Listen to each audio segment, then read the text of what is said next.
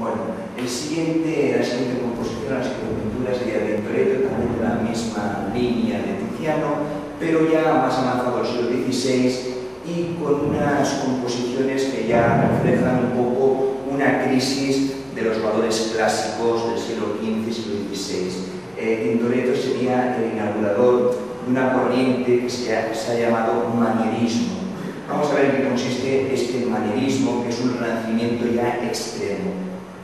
Tintoretto, siguiendo la línea de Tiziano, juega mucho con lo que es el color, el movimiento, la ornamentación, el lujo, pero también todo ello al servicio de una composición mucho más extrema, mucho más, menos diáfanas, más caótica, si se quiere. Hay un paisaje que quizás no es una que está en la nube. Hay algunos contrastes de color, de luz y sombra que ya anunciarán lo que después desarrollará el barroco.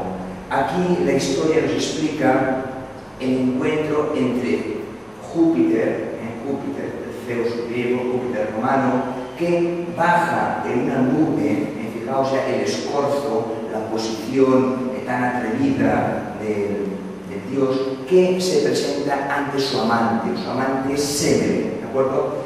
Semele está tumbada en una tienda, en una posición así reclinada.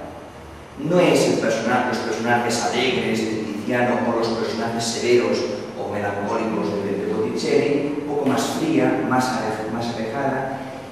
Y Zeus, Júpiter, en su escena, en su encuentro con el fulgor, con el esplendor, quemará a Semele. Semele era una princesa de Tebas y fue engañada por Hera. Hera era la mujer de Zeus y le tiene una trampa a la mujer que le pone, ¿no? Que tiene relaciones con Zeus. Le dice, si de verdad es Zeus, dile que se presente como tal. Él se presenta y con este fulgor, con este calor, la quema, ¿de acuerdo? La quema. Y tendrá que sacar de la barriga, del vientre, el feto que estaban esperando, que es el Dionisios.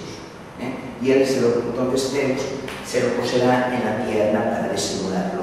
Moraleja, era la fidelidad, conseguirá que su hombre, el hombre, arremeta contra la amante. La fidelidad frente a la